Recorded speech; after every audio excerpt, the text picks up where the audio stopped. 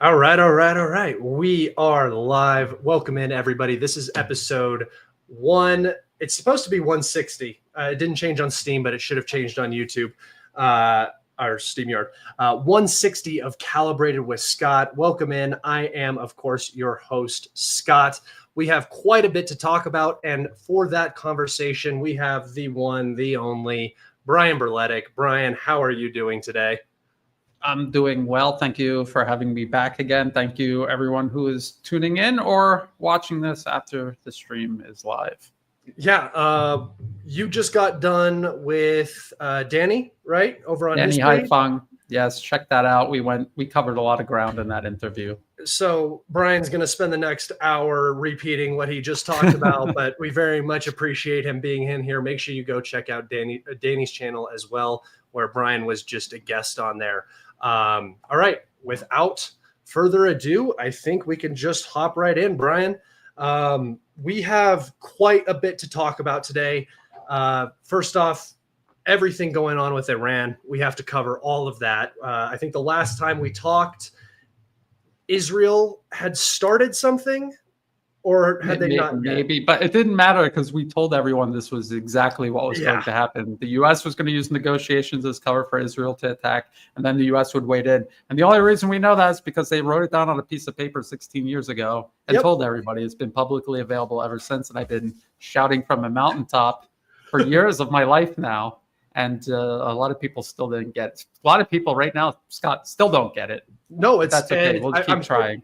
I'm hearing a lot of Trump is the peacemaker, even though he was the one who started the war and escalated the war. And then as soon as, in my personal opinion, Israel and the United States ran out of weapons for this stint of strikes inside of Iran, they did do what they always do and negotiate a ceasefire, a peace settlement, which in my personal opinion, and I believe in your opinion as well, will eventually collapse, and the next round of whatever Israel and the United States have in store for Iran will take place. I think they call it the Lebanon model, and I would just like to hear your opinions on. I guess we can just start with the Israeli strikes, the whole buildup to the U.S. strikes on the Fordo and Natanz nuclear facility, or Natanz nuclear facility in Iran, and the eventual ceasefire. And take it away, Brian. Well, Israel's military is purpose-built to wage a proxy war against Iran on America's behalf. The U.S. has spent years and years building up the Israeli military for this specific purpose. This specific operation was being prepared at least under the Biden administration, and then continued seamlessly under the Trump administration, which is what we have all warned people about. There's continuity of agenda. It does not matter who you vote for. They're all working for the deep state. MAGA is just branding, deep state branding. That's all that was taking the deep state agenda and branding it for people that MAGA resonates with. So Israel carried out these strikes. These strikes were meant to attempt to panic the Iranian government, Iranian society toward regime change. They took out top commanders. They had assets inside of Iran. They were using drones. They were using agents with anti-tank missiles, just shooting them through the side of buildings and burning alive entire families of military commanders, scientists. They were attacking civilian infrastructure, killing the people running that infrastructure, like power plants, things of this nature. And they were shaping the battlefield for the eventual U.S. intervention, which included targeting air defense and also trying to diminish the Iranian ballistic missile capability as much as possible. And I think it's hard to tell for sure whether they did or not. Iran started launching large numbers of missiles, and then the number of missiles constantly diminished over time until the very end. They were still able to launch something like 10 or maybe 20 at a time. A lot of people were saying this is because Israel is running out of interceptors, and so they didn't need as many. But if you can shoot 100 missiles and get 5 of them through in the beginning, and now they're out of interceptors, why wouldn't you fire 100 and just take out 100 targets? So I don't know. There's a lot of we've seen a lot of cope on the pro-Ukrainian side for the last 3 years. Pro-Ukrainian commentators are not the only people prone to cope. So when things go bad, people try to rationalize their way out of it instead of just facing the real implications of that. So at least the possibility that that was the implication. However, it doesn't matter. They still had missiles, and they were launching them at Israel. It was not just Israel trying to intercept them. The United States is also involved in intercepting them. Other nations in the region were helping intercept them. And people have to remember, Israel's entire missile defense system is funded by the U.S. government and co-developed and produced by U.S. manufacturers, corporations, arms manufacturers.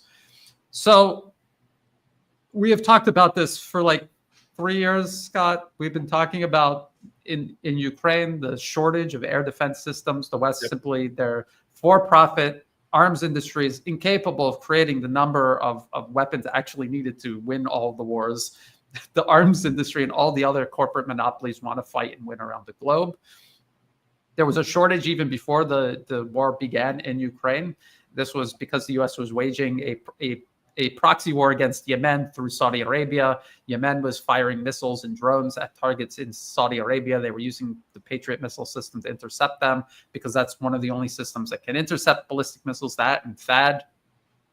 And so they already ran out of them then. They had no possible way of replacing them. Saudi Arabia had to borrow missiles from their neighbors and then went into the special military operation for 3 years now that have been exhausting Western air defense systems. And now this conflict, hundreds and hundreds upon hundreds of interceptors have been spent, and it will take them years and years and years of full-scale manufacturing to replace them.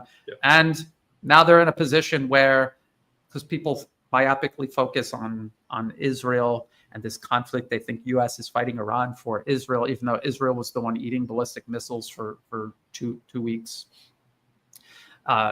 They need to have enough military capabilities to complete their pivot to the Asia-Pacific region, where they're trying to desperately contain the exponential rise of China. So this is the dilemma they face. This is why you and I have been talking about division of labor since Secretary Hegseth brought it up in February of this year, and also strategic sequencing. The inability of the U.S. to fight all of these nations it's trying to contain and subjugate at the same time. They need to do it in a specific order. And they were trying to take out Iran quickly.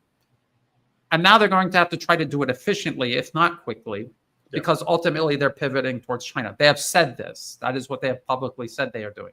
And so that is what we are watching. And that is why the U.S. Attacked Iran. People can say whatever they want about the outcome of the U.S. strikes on the nuclear facilities. The primary purpose of the U.S. striking Iran was to take away the perceived political limit of striking Iran. Now they can do it at any time of their choosing, without warning, and people will not even flinch when they do it. This is exactly, like you say, the Lebanon model. And one last thing before I ramble on too long. The U.S. and European countries were negotiating a ceasefire between Israel and Hezbollah when Israel carried out their decapitation strike against the senior leadership of Hezbollah. So that is exactly what they're doing again. Yes, I created this image for social media because you can only put 4 images at a time. So I consolidated the front cover and the chapter 5, Leave It to Bibi, allowing or encouraging an Israeli military strike. Please note the date on the cover of that report is from 2009. 2009. And they knew Benjamin Netanyahu would be prime minister of Israel when they finally carried it out. Just imagine that. So I've been talking about this forever. People told me specifically, they said, Brian, how do you possibly think a 2009 policy paper is relevant today? The United States will never strike Iran. President Trump is the peace president, and he's just playing 3D chess to exhaust Israel and force them into a deal. And then, like, literally hours later, the U.S. struck Iran. And then the same people who could not see this coming are now the same people twisting themselves into pretzels to try to explain to us what this means and how they're still somehow right despite being completely wrong. It's not about, oh, I'm right and you're wrong. It's about understanding what's happening so we can work together to stop this from continuing to happen. Yep. No, I couldn't agree more. I mean, it was unbelievably perfect for how we explained it. It was I mean, it was easy because they told us. It wasn't like we didn't imagine this up. We didn't think it up. It wasn't our great idea. We just read what they wrote, and they went exactly with it. And my whole perception now is I don't understand how these other nation states aren't reading these papers and just fully understanding exactly what's coming, because we are not special. I mean, you might be special. I'm not special. This is what I tell everybody is I don't have any like really unique original ideas. I'm not breaking new ground here. I'm just telling you exactly what they have said that they are going to do. And Brian does the exact same thing. And watching this unfold was gratifying in a way, but also it's so bitter that it's not, you almost can't take like pleasure from being correct. You're correct in the worst way possible. And just watching Israel start it, and then the US stage and plan, and again, using negotiations as a tool for manipulation and then preemptive striking. We've seen it in Ukraine. We've seen it in Gaza. We've seen it in Lebanon, and we're now seeing it in Iran. I don't know who is negotiating or doing diplomacy with the United States anymore. It's ridiculous. And my question to you is, at what point do these nations, and we talked about this over text, at what point do these nations stop holding on to this fruitless idea that diplomacy is somehow sacred? Because it might be sacred to everybody else in the world, but one side specifically uses that diplomacy, which I would consider sacred when you're trying to end wars, when you're trying to make peace, something like of that nature. There should be this isolated bubble of communication and honesty to actually achieve something, and to use that again and again and again for your personal benefit. I don't understand how anybody's even talking to the United States anymore. Do you think that after this clear and obvious show that people are that these nation states are going to take the U.S. Differently when it comes to negotiations? It's hard to tell. I don't think that Iran or Russia or China, for that matter, I don't think they're genuinely convinced that they're really negotiating with the U.S. Iran, a lot of people criticize the civilian government and accuse them of being traitors, even though there's no possible way that they would have been betraying the Iranian nation state and the military would have just sat there on their hands and done nothing. I think they were negotiating for a very specific purpose. Again, read the paper. People still have not read this paper, even though it's literally the blueprint. They watched it unfold. They still refuse to read the paper. I don't know why. But in the paper, they worried that the Iranians would commit to negotiations, that they would refuse to be goaded into a war. The U.S., again, the whole paper is about how to goad Iran into a war that the U.S. could then fight and justify fighting by making it appear as if Iran were the bad guys. And to a large degree, for the American population, they're already convinced. But that's because for every Trump supporter who voted him into office to end the forever wars, I think there's probably 2 or 3, I don't know what else to call them, racist idiots who just want, there's nothing going on inside the U.S. They're not building anything. They're not going anywhere. The country's rotting out from under them. The only thing they have to look forward to is bombing what other people have, taking away what other people have. That's the only thing that they have to be proud of, which says a lot about the state of American society, the fall from grace or apparent grace of American society. It's another story. It's a tragedy. I'm an American. I find it a tragedy because America has so much potential to be so much better than it is. But to your point about negotiations, nations are going to negotiate just to dot their I's, cross their T's, to convince the world, to prove to the world that they do not want war, and this is a war that's being imposed upon them. So they will negotiate. As Alexander Mercouris of the Duran pointed out, at no point at any juncture during the negotiations did Iran make any concessions at all. Yep. Same goes for Russia negotiating with the U.S. They've made 0 concessions. And so they're doing it because they are trying to prove to the world that they are the ones being reasonable. The U.S. is there, just like you say, Scott, they have destroyed their credibility. Who still thinks the U.S. has credibility at this point? They're using negotiations as cover to carry out sneak attacks to murder people.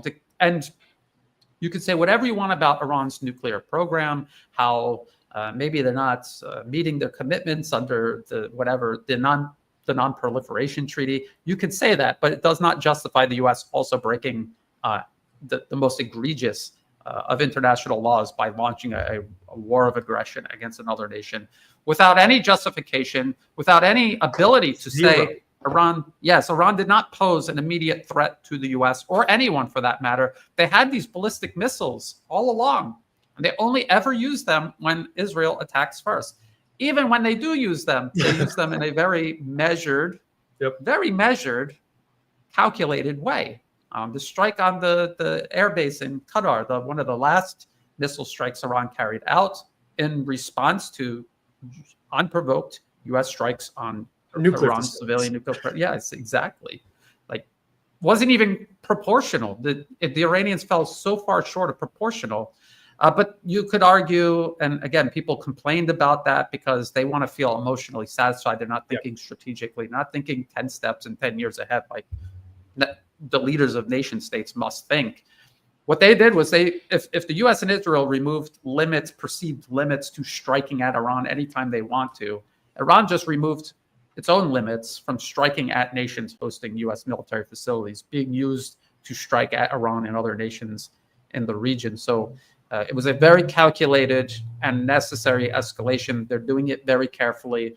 I talked about this on Danny's show just before we went live, and I was talking about how Iran also has to take into consideration the undeclared nuclear weapons people believe Israel has.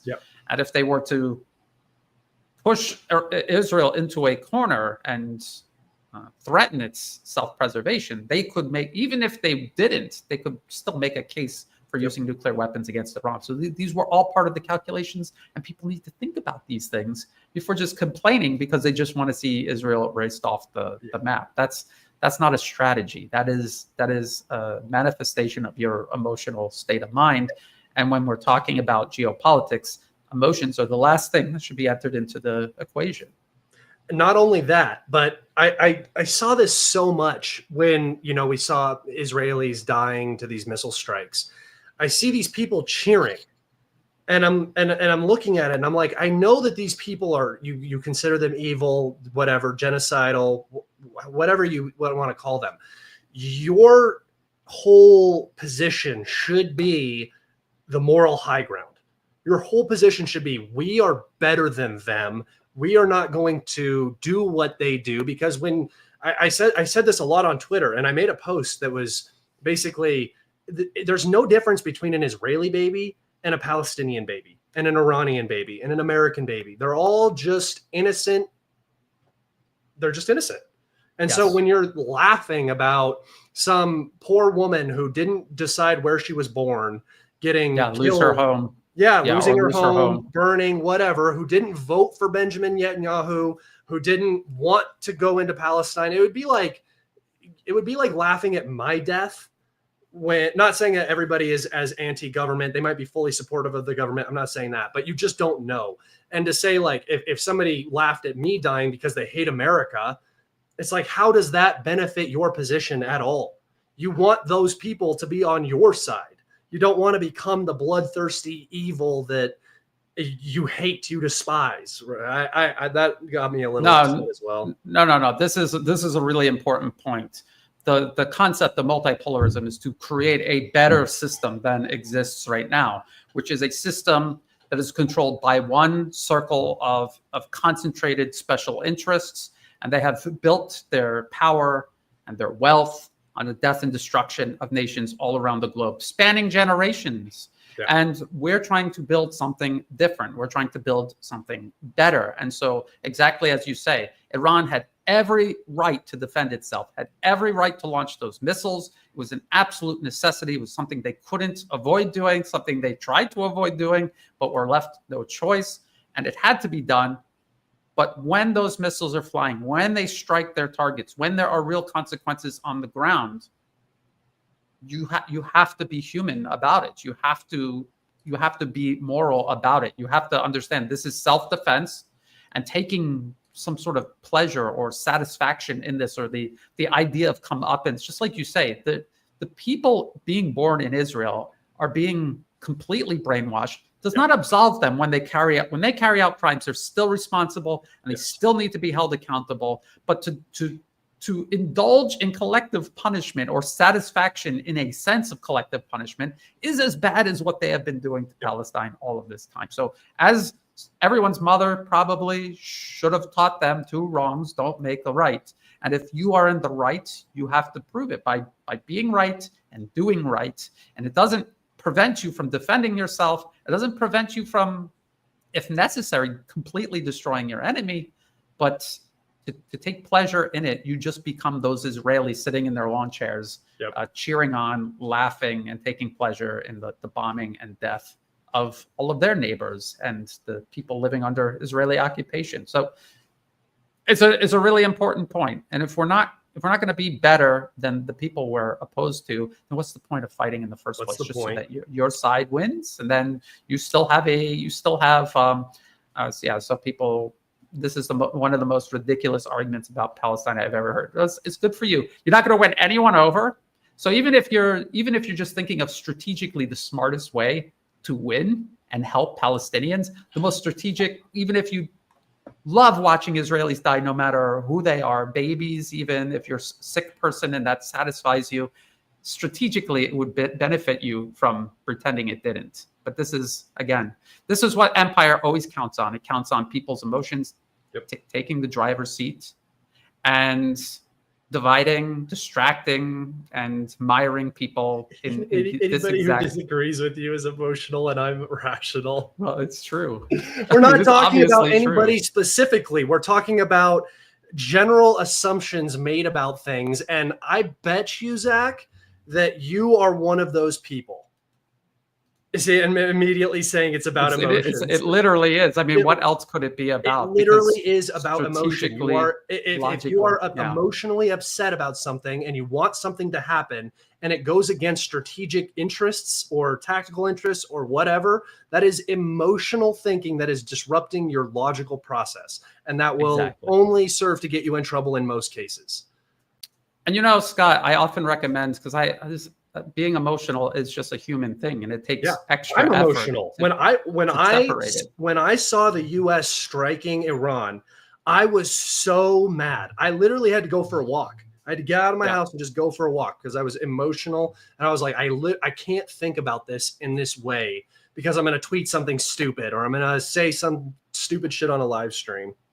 Well, Scott, you would think that I would be very pleased with myself for calling this down to the last letter, except when it actually happened, when Israel started striking, and I knew that I was obviously right about all of this, everything that I said about the Trump administration and the negotiations, I wasn't happy at all. I was actually angry, like you say. I was extremely angry, and I have been depressed all throughout this. It's one of those things when something happens in your life and everything is a shade grayer from that point forward. That is how I felt. I've been at the receiving end here in Thailand. I've been at the receiving end of U.S.-sponsored regime change, war weapons being used in the street, people that I know personally being affected by it, having to flee the country temporarily, friends that had taken shrapnel from grenades thrown by U.S.-backed terrorists. So when I see this happen to a nation like Iran, I know exactly how that feels and how horrible and how real it is. It's not something that I'm just a spectator online watching. I know what that feels like. I know what it feels like to see a war zone on a street you used to walk down every day with your friends and family. I know what that feels like. So it is, you have emotions, but you have to separate them. And read The Art of War. There's a reason people are still reading it 2,500 years after it was published. There's a reason why. And in that book, they talk about emotions and how it will undo you, and how to use emotions against your enemy, and how to guard against your own emotions, undermining your own strategic purpose. Yeah, that's okay if you guys get emotional watching. Only if it's like crying, though. We just want to bring tears. Let's see. And then I just want to... Also, if Zach wants to keep commenting, please do it in the form of a super chat. Yeah, I'm not sure I agree with the moral high ground argument. There is nothing that Iran can do to make the West support it over Israel and everyone in their society besides children yet. So this is not about gaining Western support. This is not about gaining individual support. What this is about is your own personal moral compass and personal position.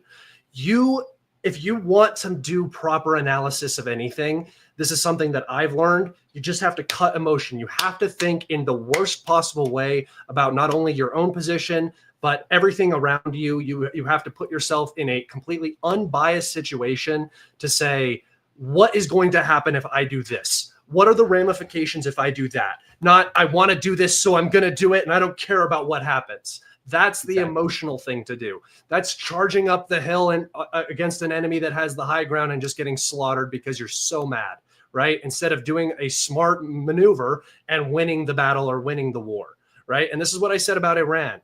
Guys, Iran does not have F-35s. They do not have refueling tankers. They do not have the ability to control Syrian airspace or Iraqi airspace. They don't have the means to do anything besides ballistic missiles as their deterrent.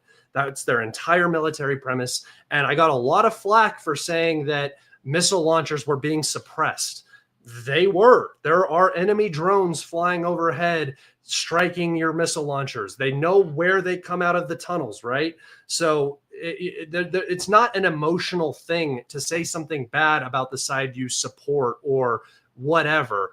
It's just what it is. And again, it's not supposed to be moral high ground where you are achieving some victory. Although you could say that if the Americans and the Europeans didn't go full racist, Russophobic on all of the Russians, they would have had a much greater time causing internal strife and creating internal problems if they didn't force the Russians to rally around the flag, just like we saw with the Iranians. You start bombing people, you start killing people, you do it in a non-traditional way, preemptively, whatever. That's not going to make people happy. And what we saw with Russia was it wasn't Putin's war. It was every Russian who supported Putin was the problem. The Russian state is the problem, not Putin, not the regime. It's everybody. And when you do that, again, you might not even think about it, but you're worsening your position in the war, right? So there's so many things you have to think about when you're doing analysis like this. All right, back to Iran. After everything that has happened, we've seen the Israeli strikes, the U.S. strikes, the Iranian response. Ceasefire has happened. It doesn't look like it's going to break as of right now. In my personal opinion, it'll break in the future as soon as the Israelis are ready to go again.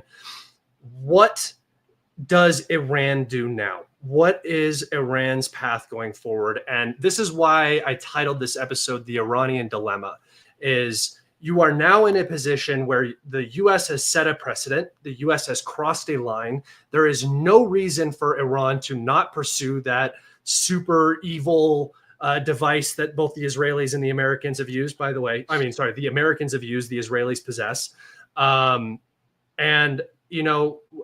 What are their options going forward? Because I've said the entire time, survival for the regime is the goal. You have the entire West applying pressure.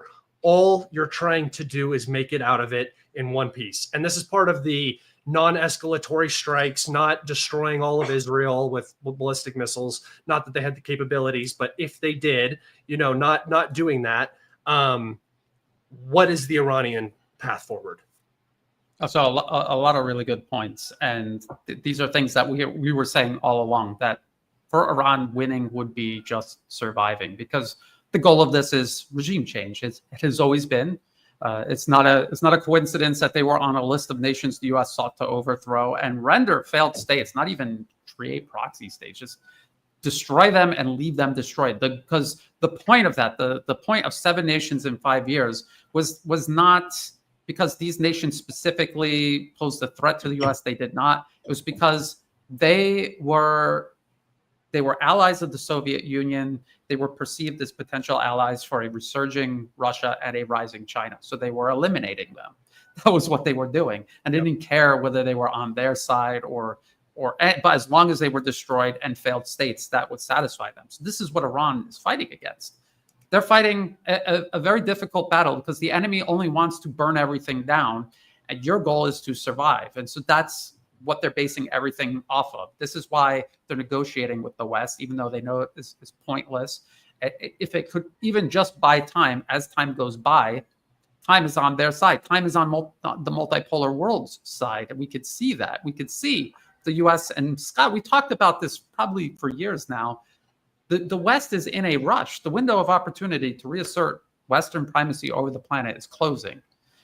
The rise of China, once it reaches a certain point, it's irreversible. The U.S. will never have the ability to try to stop it again. So they're going for it, even though things are simply not optimal. I would say they're not optimal. This whole conflict with Iran, we just talked about the limits of U.S. military power, how it's overstretched, how it admits it needs to rely on a division of labor in Europe, in the Middle East, in the Asia-Pacific region. They need nations to stop taking care of their own people's best interests and funnel public money into weapons manufacturing because the U.S. is physically incapable of building enough weapons, and strategic sequencing because, again, they're not capable of taking all of these nations on at one time. So they have to do it in a specific order, and the reality on the ground is going to determine what that order is. So now, like I said, and like you say, Scott, there's a ceasefire. Yeah. I would say it's just a pause. And like you say, as soon as they're ready for another round, they will go. Mm-hmm. And it could be in the middle of negotiations whenever they think Iran expects. Not to interrupt you, but I actually think that this is the second go at Iran. The first one was, again, like we always talk about shaping. Syria obviously got taken out. Yes. As soon as Syria got taken out, we saw the true promise with Iran, where they struck. And during those strikes, we saw a number of radar and air defense installations get taken out in Iran. And I believe that was preparation for this. And I think that this is preparation for the next one.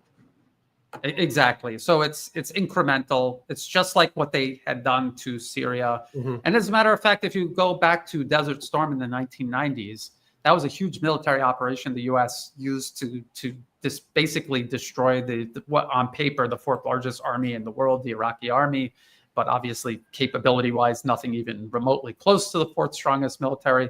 But from that point forward until 2003, they periodically bombed Iraq to diminish its military capabilities, to prevent it from rebuilding its defensive, offensive capabilities, so that by the time 2003 came around, like you say, they have shaped the battlefields for this next war, this next phase. The invasion of Iraq was to shape the region for an eventual war with Iran. Eliminating Syria, we talked about this. The first thing the U.S. and Israel did once the Syrian government collapsed was dismantle its integrated air defense system. That was a layered defense protecting not just Syria, but also Iran. So that was a very deliberate choice. Again, in the 2009 paper, they talk about the necessity to neutralize Syria first before waging war on Iran. It's all in the paper. So they did it by the book, exactly by the book. And so there's going to be another round. They need to do it to conserve their military capabilities because ultimately they're going to go to war with China. One way or the other, they will. They're rushing this, but they want to do it cheap. They don't want to get pulled in. And if they get mired in a protracted, costly war, then there's no possible. China will have already irreversibly surpassed the U.S. militarily in ways the U.S. will never be able to claw back. So that's what they're looking at. They're rushing. As we always say, they're desperate, and that makes them extremely dangerous. Do not underestimate them. I think that Iran, I've thought this for a while. I think that Iran is the one that's not going to be the pushover in all of this. I think that if the U.S. could get stuck anywhere, Syria was not an issue. Syria was broken. It was weak. I think that Iran is one where you will get bogged down if to accomplish the goals that they're trying to accomplish. After we've seen the rally around the flag that we saw, it did not look like there was a lot of internal issues in Iran during this section, and not to say that that can't change, but it really does feel like if the U.S. wants to complete the job, they're going to have to commit a lot more, and that's just going to end up the way we know it's going to end up. So I thought that so far they've been following the book as closely as they can, but at some point it's going to derail. There's no way that they're just going to keep going in that way, and if they do, they're going to win. Let's see what's going on with Trump refusing to admit that his strikes failed, while the media leaks it themselves. Is it just in domestic politics or related to foreign policy? Well, look, they need a pretext to continue attacking Iran. So Yes. they'll pretend like, no, it was such a great success, and then they have the left leaning media say it wasn't. So it puts the seed of doubt into people's minds. It builds a public desire to continue this. The mission hasn't been accomplished yet. And what they are really, really looking for eventually is American soldiers dying, because once American soldiers start dying, that will be a retrospective justification for this is what they did in Iraq. They admittedly deliberately lied to start the war in Iraq. Once U.S. soldiers started to die, that then became the justification, and Americans bought it. And this is the most unfortunate part of all of this. It's just such an irrational, emotional society that is so easily manipulated. And to this day, we watched the whole WMD charade take place up to the 2003 invasion of Iraq. And now they're talking about WMDs in literally the next country over on the map. And people are still falling for it. And people are still supporting this. So what do you think Iran needs to do now? They need to do as much as possible to rebuild all of their capabilities. They need to learn from what has just happened. If their ballistic missiles were being suppressed, they need to think of a way to reorganize their ballistic missile force to solve that problem. I cannot believe the security lapse across Iran. Their military commanders, their top scientists involved in a central national program were sleeping in their civilian residential homes. This is unbelievable. While the government was openly talking about expecting an attack. Yes, they should be on bases with sweeping security perimeters. They were using anti-tank missiles to shoot into these people's homes. Spike ATGMs just parked up on houses. You put them on a military base where nobody's getting through. They even had their phones with SIM cards in them. That's how they tracked them. Exactly. Yes, and this has been going on for the last 20 years. So I don't know how any nation on earth doesn't get this, that the phones, especially if they're Western phones, they're always talking about China, Huawei, national security risks. This is actually, they're paranoid about this because that is what they have done with all of their telecommunication infrastructure.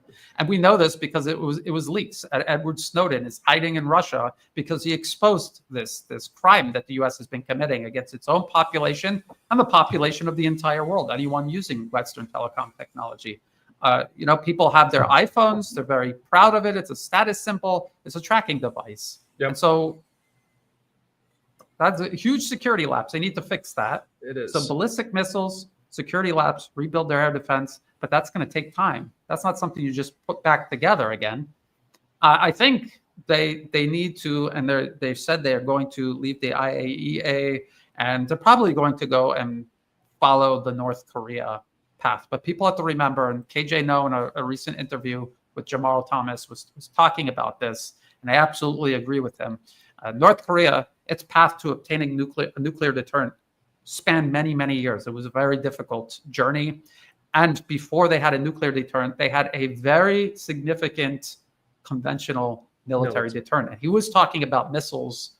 When I was in the Marine Corps, we were told that North Korea could put something like 100,000 rounds downrange, artillery rounds downrange every hour for like days. That's how many artillery rounds they had stockpiled, and hundreds of artillery pieces. And that was what they were worried about more than anything else. Yeah, exactly.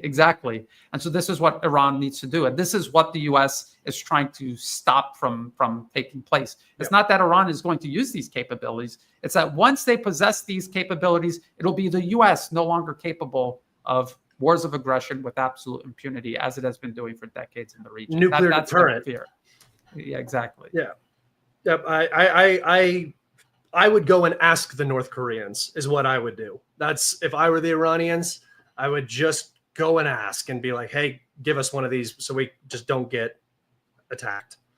Because that's it.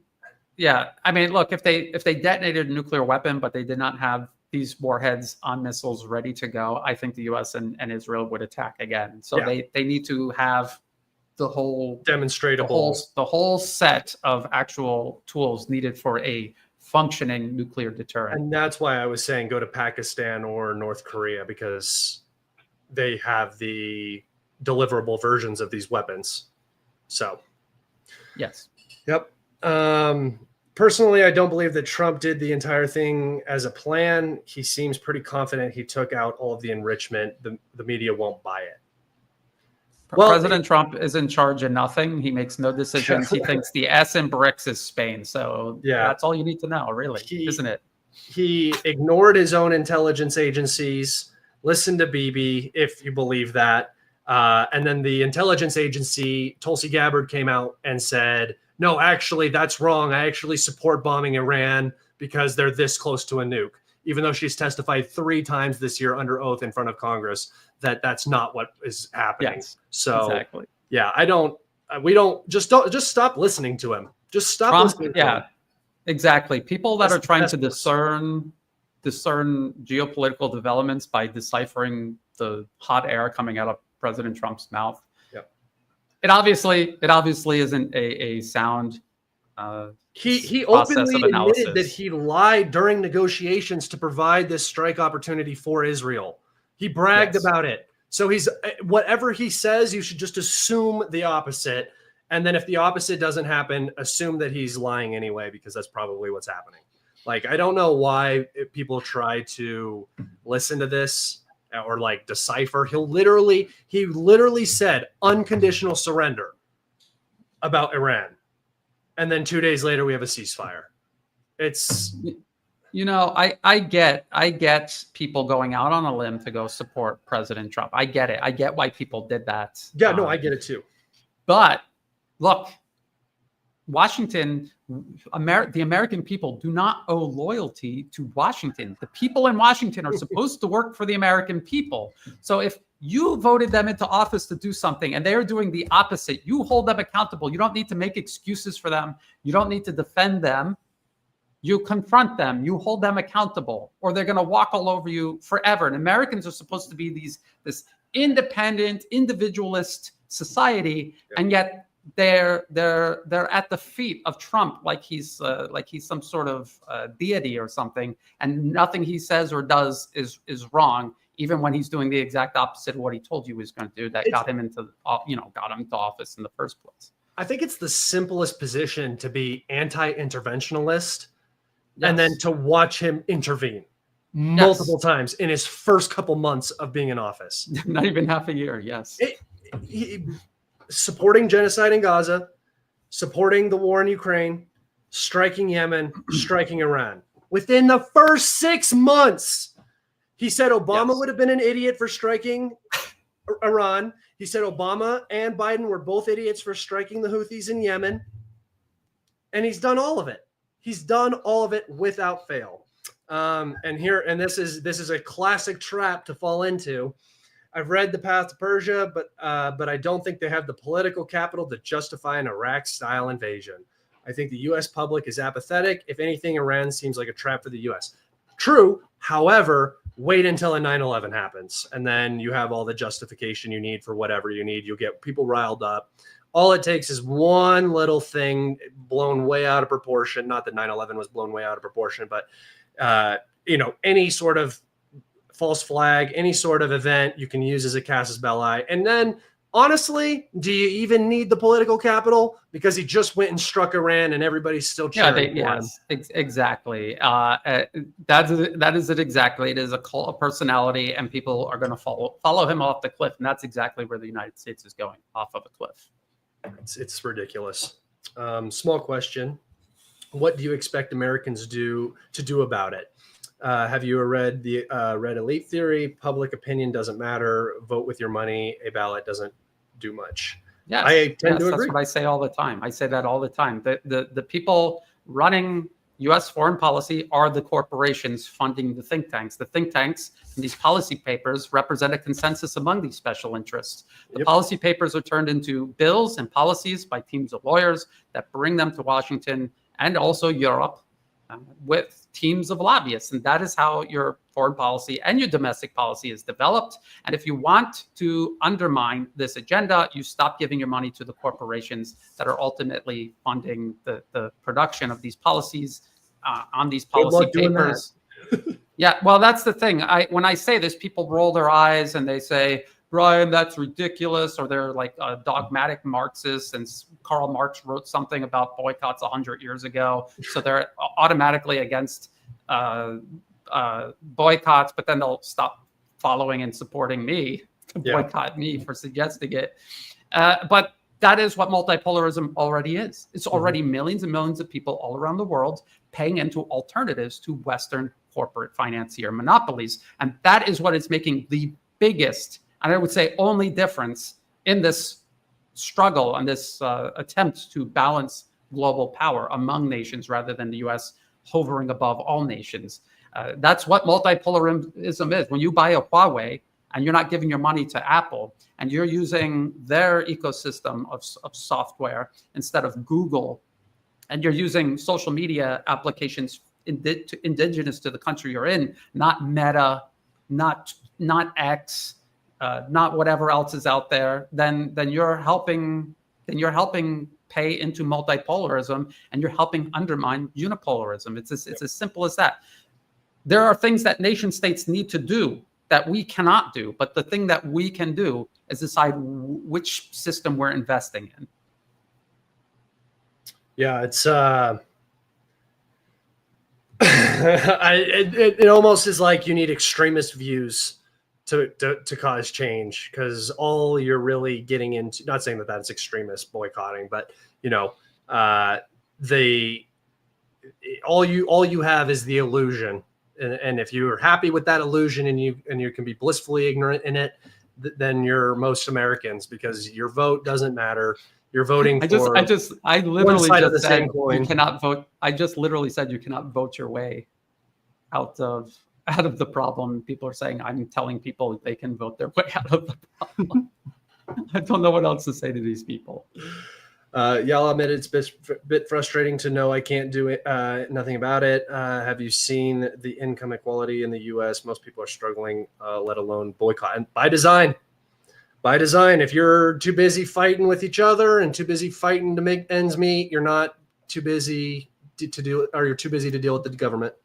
But I know people in America who are not well off financially, but they're still taking every month a little percentage. They're making changes little by little to invest in local alternatives, or to just do away with it, to replace it, and they're doing it because they want to do something. You can't do it overnight. You can't 100% overnight just say, I'm not giving my money to the Fortune 500 anymore. You can't do it overnight.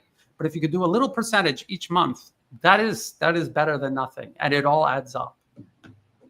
This is the defeatist position where you can't do anything because they'll just print money. Oh, it's not. They could only do that to a certain extent, and we already see the limits of that. We're already $37 trillion in debt. Yeah, let them do that. The more they're forced to do that, rather than depend on actual economics, the more fragile the system becomes. Yeah, vis-a-vis multipolarism.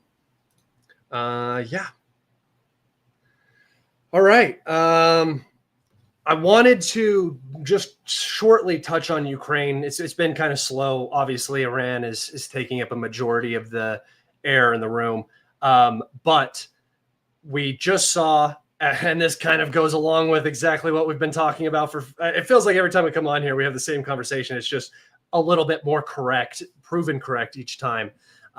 We just saw the meeting at The Hague with NATO members, Trump, Zelensky, And at this meeting, it was basically unanimously agreed upon that the Europeans would increase their defense spending to 5%, which we had already talked about, division of labor in February. This was the plan. We saw a bunch of outrage from Europeans about not wanting to do it. Lo and behold, they all come to the table and decide to do it, except Spain. And Spain said no, and everybody threatened Spain with action if they don't increase their military spending. So a country that has no ambition to be in a military conflict anywhere around the world must increase its defense spending instead of improving the quality of life of the civilians and its population. I wholeheartedly disagree with this, but it's very clear why they're doing it, because Europe is going to be the next battering ram to distract Russia and keep them busy while the U.S. focuses on China. I want your opinion on Trump being called daddy at this event. I would also like your opinion on Zelensky wearing a suit for the first time. No tie, but a suit. Still tactical collar wear. And just your overall opinion on how you think this summit went. Well, do you remember back when we were talking about Secretary Hegseth, he openly and publicly said there's going to be a division of labor. You're all going to spend 5% of your GDP on weapons, and you're going to take your troops and get them ready to go into Ukraine. That's why they were so desperate to get a ceasefire, not because they wanted to end the conflict, because they wanted to freeze it, because they were going to pivot to China and they were going to go to war with Iran on the way over. And then we were all warning about that. And people were saying, no, Brian, how could you possibly think that? Look at how much anger and animosity there is between President Trump and the Europeans. Trump hates the Europeans. He doesn't like the Europeans at all. He's not working with them. Blah, blah, blah. And then fast forward today, they're all holding hands and they're doing exactly what Hegseth said they were going to do, however many months ago that was. And again, I wish I was wrong about all this stuff, but they themselves are telling you what they're going to do. And people are selectively hearing only what they want to hear and running with that. And they're ignoring what they're actually saying. Even before President Trump stepped foot into office, they were not talking about actually ending any war. The things that they would have to do, the things they would have to prepare the American public for, were not even being discussed. So we knew that they weren't going to actually end the war. They were telling you what you wanted to hear, but not really, because they were also saying, we're going to take Ukraine. We're going to dump it on the Europeans, and even J.D. Vance, who's supposed to be the voice of reason with the Trump administration. Yeah, he's the one saying we need these weapons to go fight China, which is even more delusional and more dangerous and more destructive than anything the U.S. is already doing. And that's one where Americans will die. That is one where we will be hurting. Entire ships full of American sailors are going to go to the bottom of the ocean. So if you love your military, you want to support your military, keep them out of a war. They have no business fighting. They're going to be dying closer to China's shores than to America's own shores. And it's not one of these stories of fight them over there so you don't have to fight them over here. They have no intention of ever going over there. They don't want to. There's no reason for them to. Attack anybody. They have not fired a single shot this entire 21st century or invaded a single country this entire 21st century. And it is this 21st century China has become a superpower, the only superpower in human history to rise in this manner without having to fire a single shot or invade a single country. Keep that in mind, because a lot of people say, well, Brian, I might not like what the U.S. government does, but China's way, way, way worse. Demonstrably untrue. Just open your eyes and see the truth. It's completely untrue. And I guess there was always the argument about freedom of speech, but now people just get arrested for being anti-Semitic. So exactly. And it's not even really anti-Semitism, is it? It's anti-U.S. foreign policy. you're opposed to U.S. foreign policy laundered through the Israeli government, which has the U.S. government and the Israeli government, no matter how hard they try to camouflage themselves with religion, they're godless. They're godless. They're driven by power and profit only. So that I don't get called anti-Semitic very often, which is surprising because I take a pretty hardline position against Israel and U.S. foreign policy that benefits Israel, but I never get called anti-Semitic. I'm paradoxically called a Zionist and anti-Semitic. That's another. A Nazi and a communist, and I'm. They just don't know. They just don't know where to slot you, Brian. You have too many conflicting ideas in their brains. What happens if the Fed keeps interest rates as is? Can the U.S. only go to war once the Fed rate is at a specific point? Apologies if you're not economists.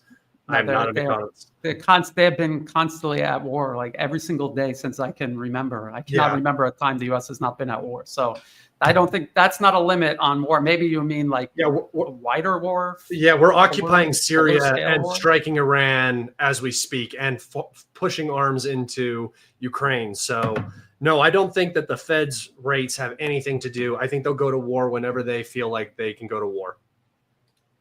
And then in terms of who holds power, it's fairly clear that the central banks hold primacy over the nation's liquidity and interest rates. Japan has a stake in the BIS. Does Japan have influence? I would say no. I don't think Japan has had much influence since we occupied them. Well, banks traditionally have been one of the primary instruments of power, but corporations have since at least reached parity with them in terms of influence.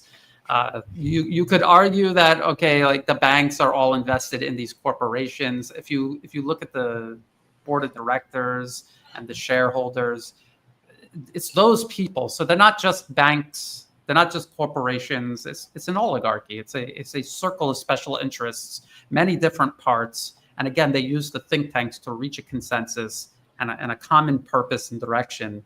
And then that's how policies are determined and executed from there. So banks are part of it. Yes. Financial system is part of it. Japan is literally occupied by tens of thousands of US troops. I think this is their primary problem. Their political system is politically captured by the US. Same goes for South Korea. Same goes for the Philippines. Yep. And the US is interfering through the National Endowment for Democracy. Even though people think Trump dismantled it, it's still around, it's still operating. And they're trying to politically capture many other nations along China's periphery, all around Iran and all. Philippines is the next Ukraine, right? Yeah. Oh, yes. They're well on their way. They're very determined to be the next Ukraine, which is unfortunate. I wonder. I always feel like everybody thinks not us. We're Ukrainians. They wouldn't do it. We're Europeans. They wouldn't do that to us. We're Israelis. They wouldn't do that to us. But we don't seem to care very much, and it's bizarre to me that people haven't figured it out. Can you hear me? Yes. Okay. No, I thought no, you're good. You're good. You have let's see. Looking. I think we've got through all the questions. All right. Did you have anything that you wanted to talk about? Well, we covered Iran. We talked about what it needs to do. I think they need to, and I think that they are pursuing a North Korea style path. Yep. We talked about Ukraine. We talked about the NATO summit and how obviously this is all continuity of agenda. It was dressed up as otherwise. But now they've dispensed with the theatrics. They're all on the same page, literally in the same room, holding hands. And they're going to get ready to just keep pushing. The war on Russia through Ukraine is a U.S. war. It always has been. And if President Trump actually wanted to stop it, he could have stopped it in 24 hours. He would have pulled the generals who are at the top of the chain of command, the U.S. generals, to come home from Germany. And that would be the end of the military campaign, because the Ukrainian commanders are not capable of this, especially if the U.S. pulls logistics and weapons and ammunition. And then you tell the CIA, get out of your bases, out of Ukraine, because they're actually running the SBU and GRU, the civilian and military intelligence agencies. When we talk about intelligence agencies striking Russian strategic bombers, that is a U.S. operation, because the U.S. intelligence agencies are running Ukrainian intelligence. So and if Ukrainian intelligence did it, was America. And if you don't believe Brian, look at how the Israelis attacked the Iranians. And look at how the Ukrainians attacked the Russians on their bases. Exactly they used the exact same method. They used trucks with drones, and these operations were planned a year ago. So it's so blatantly obvious what's going on. The Ukrainians are not capable of what they are doing. The Ukrainian state would be in the dirt right now if it wasn't for the U.S. propping them up. It is not a Russian-Ukraine war. It is a Russia-U.S. war. It is not an Iran-Israel war. It is a U.S.-Iran war. I don't know how people can't see it. You got a couple of other questions. Yeah. What's wrong with buying the stock? If one knows that the war will happen, then may as well make some profit off of it. Well, you picked the perfect screen name, Antihuman, because that's what that is. Yep. It's anti-human to think like this. It's also self-destructive. Like the interest in the U.S. right now, they possess immense power, immense wealth, but in a way they are short-sighted, and inevitably they're going to fall and collapse like all other empires. So they're not thinking long-term. They're not thinking about even their own best interests. They're short-sighted, selfish, craven, and it will be their own undoing, as it has been all other empires before. So that's why you don't do it. There's other ways to make money. You can make money doing constructive things for human civilization. You don't need to make it that way. And if you're making it that way, it's because you're lazy or you have no moral and you're just no distant sight as to what is in your own best interest. Yeah, it's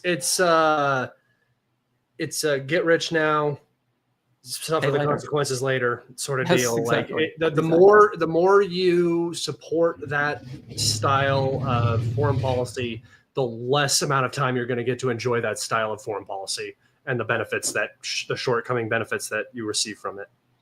Yes. Why is everyone so confident that Israel is a U.S. client state? Can they not use their Samson option? I've seen no evidence that the U.S. controls their nukes. I don't know if the U.S. necessarily controls their nukes, but they give them the aircraft. They provide the refueling aircraft. They provide the ISR. Israel does not have a satellite program. They do not have a space program to put satellites up into space. That's all U.S. information. All of their logistics. They have no production in Israel, right? Well, they do, but it would not be sufficient for any of the military. Even killing babies, women and babies in Gaza, they wouldn't have enough for that. So the problem, dropping JDAMs every day. Yeah, I mean, your point is, and this is the point, is that literally every aspect of Israeli military power is a product of U.S. support. Yep. Israel, in its current form, would not exist without complete and constant U.S. support. That's how they're a U.S. client state, because they wouldn't exist without U.S. support. And they have nuclear weapons. The U.S. has more nuclear weapons. Plus, they have all other leverage over Israel. People will say, Brian, what about AIPAC? Go do the math. Go get a fresh piece of paper, write down what AIPAC spends in Washington, and then just add up what just the arms industry alone spends on Washington. And then you'll say, well, what about Epstein and all of these? As if they're the only people that have ever thought in the history of human existence to blackmail people. Yeah. Of course, all of these corporations are doing that. They were the ones doing it before there even was an Israel. Yeah. So people got to... I mean, look, it's a very popular theory. Think about what you're actually doing, though. You're deflecting responsibility away from the U.S. and the special interests there onto a obvious U.S. proxy. It would be like blaming Ukraine.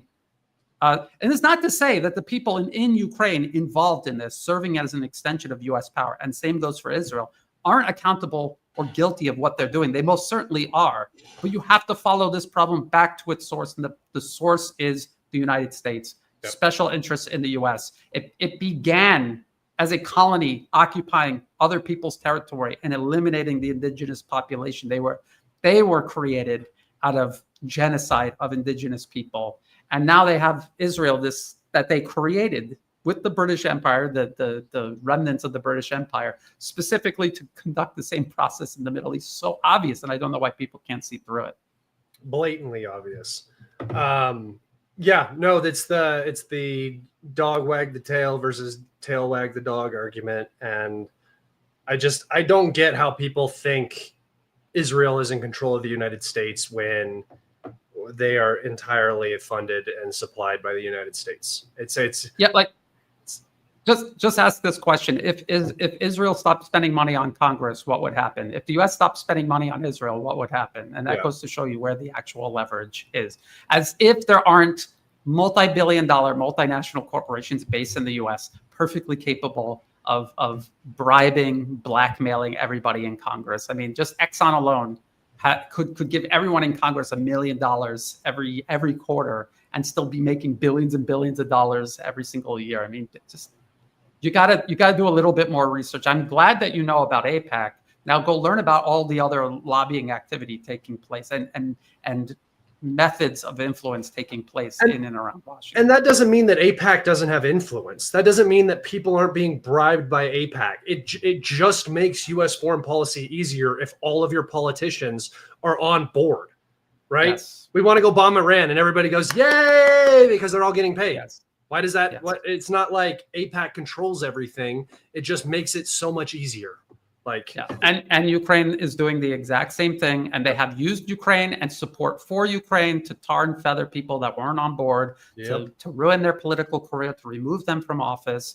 They do the exact same thing during the so-called war on terror. They did the exact same thing for anyone that opposed the wars then, and so it's just another country that the U.S. is backing and using as a proxy, and another war that they're doing this whole process. Yeah. Do you think China will ever step in militarily in any U.S.-led conflicts, not necessarily direct war with the U.S., but maybe providing bigger weapons support? They already are. They're already providing weapons and doing joint military programs with countries all around the world. Thailand has multiple, very effective weapon programs. They have basically the equivalent of HIMARS that they developed together between the Thai military and the Chinese military. And that is now operational. They're also working on joint Thai-Chinese drone programs, all different kinds of drones. And China provides a lot of its Pakistan's military capabilities or Chinese weapon systems. And I'm almost certain that China and Russia are helping Iran. They're just doing it very quietly because of the nature of sanctions and international relations at the moment. And just for one further point, the Iranian foreign minister is in Beijing right now, or he was. So the first place he went immediately after the conflict ended was to Beijing, which should tell you a lot of what you need to know. Oh yeah, Antihuman. I'm just being honest, man. War is a racket. Everyone knows this. The U.S. is a business, so make your money off the empire. Yeah, that is literally the least humanist position you could possibly take. It's awesome. And it's also the most self-destructive. The Israelis are doing this. Yes. With what weapons? Whose bombs are they dropping from whose planes using whose fuel? Like, what are you talking about? Look, you can't talk to these people. Yeah, it's just impossible. At least I appreciate that they're forming their questions as super chats. I really do appreciate that. And hey, you know what? If you don't care, you go do what you need to do and you make your money and do whatever. You're not. And if you can sleep at night, that's fine. I mean, but I would say you're part of the problem. You're not making a difference anyway. So go and just be another cog in the machine and do what you do. And just don't take any responsibility for anything your government does and just continue profiting off of it while other people suffer. That's all that is. Yeah. These are real human beings that are these are real human beings that are being affected by this. And eventually one day it's going to affect you. It happens to every empire in human history. The US is not an exception. And in many ways, I'm an American and I know many people living in America today. It already has affected them negatively. So. Yep. Why make it personal against the U.S. when any power would be doing the same? China's not. China's literally not doing. China's not doing the same. The exact opposite. Is Russia doing the same? Really? Even would Russia be invading Ukraine right now if there wasn't a coup in 2014 and we didn't pump arms into the country and create the situation that forces the Russians to invade? No, you could say that, but you're looking at very limited examples, which is the British Empire, which we were born out of. We're just a different genre of British Empire. And the Romans is the only other one I can think of off the top of my head that's like a major empire. And that's a completely different place and time. You can't even compare the two. So I don't know. If you profit off this, then you win. Yeah, I don't get that. No, I don't get thinking that you win because you make money. Just, I guess, doesn't matter to me on the same level. I don't give a shit about it. So when people are like, you should just make a profit since it's happening already. That's why it's happening, is because everybody just says we can just make a profit off of it. This is why the U.S. in its current state is a raging dumpster fire. Yes. It has potential to, what's incredible is that people in America with this mindset, they look at China, they hate China, they accuse China of being everything the U.S. actually is. In reality, they accuse China of all of this in fiction, when in reality, all of these incredible things you see China achieving is because they're doing the exact opposite.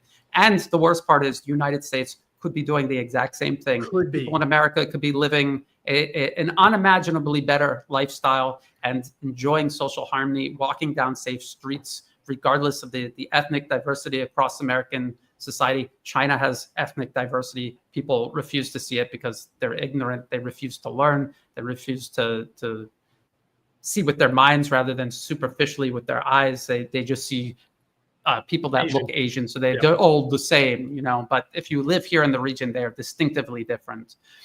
And the point is, Americans could be enjoying all of this, and it's this mindset specifically that is preventing them from. This is the penalty. This is the cost of having this mindset. So it's ironic that they're passionately arguing for it when it's demonstratively destroying the country they live in. It's wild to think that being in a place of war is better than being in a place of peace. And just to say, like, again, it's just like the profit part to me. Like, I have a hard time when I get money from my YouTube channel. I put in this work, but sometimes I feel like it's blood money. Like, even though I'm creating the content, I'm still talking about wars where people are dying, and I feel very bad about that. And I can't imagine being like, well, since we're killing people, I might as well be making money while I'm at it. You could be making way more money, Scott, by cheering on the war. Yeah, you could exactly. be like a Ben Shapiro or one of those characters, and you'd be making it would be so easy more. Too, because they You'd never be famous have to too. Position. Yeah. You just have to casually accuse people of anti-Semitism when they get to the base of the issue. Old school. I don't get this. Do you profit off advocating against the war? You seem to be otherwise. Why do it? I don't hate China. It seems like hypocrisy. I have an answer to this, Scott. I advocate against war because I'm on the receiving end of U.S. foreign policy here in Thailand. Was it this show or Danny's show? I was just talking about how they were using war weapons in streets that I walked down with my friends and family. And they burned down buildings that I have been in. They blew up a shrine that I've walked by many times daily for years and years. 20 people blown into little pieces, dangling from their dead body parts, hanging from the trees. So my main objective is because I don't want the country that I'm in burned to the ground with me and my family in it. So that's a very powerful motivation, not just making money. So again, if you have a problem looking at the world through some sort of morality or human way, it's because there is something fundamentally wrong with you. You should explore that. You should try to fix that instead of telling other people they're wrong or they couldn't conceivably have another motivation other than making money. You're the problem. You need to sort that out. Seriously. But thank you for the super chat. Does it, when he says advocating against war, is that what we're doing here? I advocate against war. War of aggression. But is it to make money? No, it's because I don't want my country burned, my adopted home burned to the ground. That's the main reason why. If we wanted to make money, we would just take the easy position where all the money is. Yes, exactly. And safer positions. Yeah, much safer. I can be like, yeah, let's go bomb Iran. Let's do it. Pro-Israel. And I could get money. That's also, I was a successful industrial designer before this. I don't need to be doing this. I hate doing this. As a matter of fact, I hate doing this. If I could, I would never do this again. The problem is I see events unfolding. I see everybody getting it wrong. Like everyone thinking Trump was actually seriously trying to stop these wars. And I just feel a responsibility to shout from a mountaintop what is actually happening. So at least some people can see it and understand it. Yep. I couldn't agree more. It's a little frustrating. It is. In either case, your content is very accurate. I've made a fair bit from your updates. Don't know if your content is used for both purposes. You know what? If you are using my analysis and it's working out for you, man, good enough. I would just hope that you evaluate that the attitude that you have when you approach it. I get the temptation is there to benefit off of it. I know that there's the mindset that you're helpless and hopeless and you won't be able to affect change, but actively supporting it is like a whole nother thing, because that money that you're investing in that private company is in one way or another going to kill people, right? If you're invested in the company that builds JDAMs, those JDAMs land on houses in Gaza and kill families. They split children from their belly all the way up to their skull. I've seen it. So Yes. It's not cool. It's not a cool thing to be involved in. Yeah. And it's blood on your hands. And there is a possibility that someday you'll be held accountable for it. So just keep that in mind. And there's a possibility that someday somebody will be laughing at you and your family bleeding out on the ground and saying, well, at least they made profit off of it. Exactly. What goes around comes around. The U.S. has serious comeuppance in its future. Which is scary for somebody living in America to think about this is the reason I don't live in America, by the way. All right. I think that's where we'll wrap it up. Thank you, everybody, for your questions. It was actually very informative, and I really appreciate people asking questions when they don't agree with me. The ability to have somebody who disagrees with you ask a question and then you present it. I got another one. Ask a question and then you present it really makes the entire podcast much better, because these are the real questions. These are real people asking real questions, and to answer them and explain them out fully really does. It helps me. I don't know if it helps other people, but when poor people are poor and desperate, they'll do it. I get both sides for normal people who want a future. Yeah. I mean, you're again, this is exactly what we're talking about. This last part of the sentence. I get it. I get both sides for normal people who want a future. What future do you want? Do you want a future where you've made all your money from killing or just supporting the killing of people all over the world and the suppression of people? Or do you want your future to be one where the country you live in's foreign policy actually benefits you and the other countries in the world? And by the way, China is surpassing the U.S. economically. Well, I saw they're rising peacefully, and they're making more money doing it. So I saw somebody very specifically say China is impossible that China will ever surpass America. That was Yair, the guy who is either a brainwashed Israeli or is playing the role of a brainwashed Israeli. I saw that. That was funny. It already has. That's why the U.S. is panicking and starting wars that they really are not in a good position to fight. Yeah. All right, guys. Thank you so much. This has been episode 160 of Calibrated with Scott. Thank you, Brian, for coming in. Be sure to go click the link in the description on this YouTube video to find all of Brian's work over at the New Atlas. You can just click the little blue link there in the description. Go over and check out his work. Again, I know that me and Brian, it's a little bit of confirmation bias, but Brian does fantastic work. And I highly recommend anybody who is looking to educate themselves on foreign policy, because it's very difficult. It's very hard to find rational, unbiased positions that you can count on. And that is something that Brian does without fail regularly. Please don't forget to like, subscribe, and leave a comment under this video. Also, go over to Brian's latest video on both Danny's channel and Brian's own channel and like and subscribe there, please. Thank you so much. And thank you, Brian, for being in here. Any closing words? No, just thanks again for having me on. Thanks, everyone, for tuning in. Yeah. Thank you, everybody. And we will see you on the next one. Goodbye.